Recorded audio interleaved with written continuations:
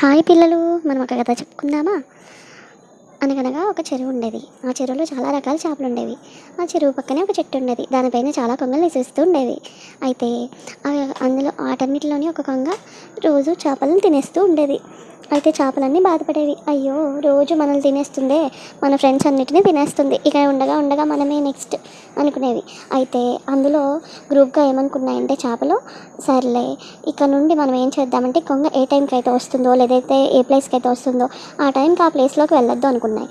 అయితే అలా అలానే డిసైడ్ అయ్యి చేపలన్నీ కూడా ఒక ప్లేస్లో ఉండడం మొదలుపెట్టాయి.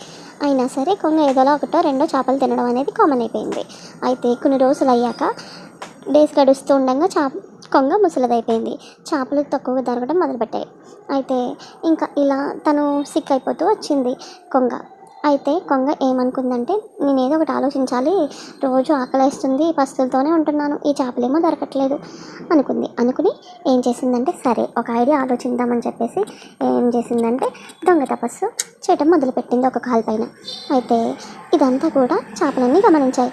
అదేంటి కొంగ ఇంత వింతగా ప్రవర్తిస్తుంది అని చెప్పేసి అనుకుని ఇవేం చేశాయంటే, అందులో ఒక చేప వెళ్ళి, కొంగ ఏంటి నువ్వు ఇంత వింతగా ప్రవర్తిస్తున్నావు అని చెప్పేసి అంటే, వింతగా ప్రవర్తించడం కాదు, ఇది నేను తపస్సు చేసుకుంటున్నాను అని చెప్పేసి అనింది. నేను చేసిన పాపాలన్నిటికీ ఈ తపస్సు నాకు ఫలితం అని చెప్పేసి అనింది. అన్న తర్వాత అయ్యో, కొంగ మారిపోయిందే, మేము అనవసరంగా దీని గురించి తప్పుగా అనుకున్నాము అని అనుకున్నది చేప. అలా అనుకుని వెళ్ళిపోతుండగా, అయ్యో ఒకటి చెప్పడం మర్చిపోయానే, ఈ చెరువు త్వరలో మూసేస్తున్నారు, మీకు తెలిసింది ఆ విషయం అంటే, అయ్యో తెలియలేదు అని చెప్పేసి అనింది. అయితే నేను చేసిన పాపాలన్నిటికీ మీకు ఒక సాయం చేయాలనుకుంటున్నా, రోజుకి 2-3 చేపల్ని నేను తీసుకువెళ్ళి వేరే చెరువులో వేస్తాను, మీరు వెళ్ళలేరు కదా అంటే, అవును కదా మేము వెళ్ళలేము, నువ్వైతే తీసుకువెళ్ళి అక్కడ వేయగలవు, నీకు రెక్కలు ఉన్నాయి కాబట్టి అని చెప్పేసి అనింది చేప. సరే తన అంగీకరించి మిగతా చేపలకు కూడా చెప్పాలనుకుంది. మిగతా చేపలకి కొంగ ఏ విషయం అయితే చెప్పిందో అలానే మిగతా చేపలకి చెప్పింది అనమాట, కొంగ ఇలా చెప్పిందని చెప్పేసి. సరే అని రోజు 2-3 చేపలు కొంగ దగ్గరికి వెళ్ళి తీసుకువెళ్తానని చెప్పేసి అనేది. కొంగ 2-3 చేపలు తీసుకుని వెళ్ళి కొండవైపుగా వెళ్ళి కొండపైన పెట్టుకుని తినేసేది. ఈ విషయం తెలియని మిగతా చేపలన్నీ రోజు 2-3 వచ్చేవి. అలానే కొన్ని రోజులు గడుస్తూ ఉండగా పీత ఏమో రోజు చూస్తుంది, ఇదేంటి కొంగ పుష్టిగా తయారవుతుంది, మళ్ళీ నీరసంగా అయిపోయింది కదా అనుకుంది. సర్లే మన రోజు వచ్చినప్పుడు చూద్దాము అని అనుకుంది. అలానే పీత వెళ్ళవలసిన రోజు రానే వచ్చింది. అయితే పీత వచ్చి కొంగ దగ్గరికి, కొంగ ఈరోజు నన్ను వెళ్ళవలసిన రోజు వచ్చింది కదా, తీసుకుని వెళ్ళు అని చెప్పింది.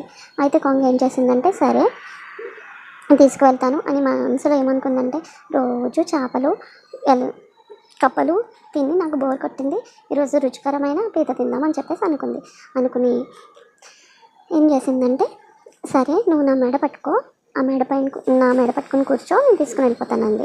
అలానే తీసుకుని వెళ్తుండగా పీత దూరం నుంచి చూస్తే కొండపైన చేప ఎముకలు కనిపించాయి అంతే. ఎండ్రకాయ ఏం చేసిందంటే, ఎండ్రకాయ అంటే పీత ఏం చేసిందంటే మెడ పైన పట్టుకుని కరిచేసింది. అప్పుడు కొంగ చనిపోయింది. దీన్ని బట్టి మనకి తెలిసింది ఏంటంటే, ఎప్పుడైనా సరే మనకి ఏదైనా ప్రాబ్లం వస్తే మనమే ఈజీగా సాల్వ్ చేసుకోవడం నేర్చుకోవాలి. ఓకేనా పిల్లలు?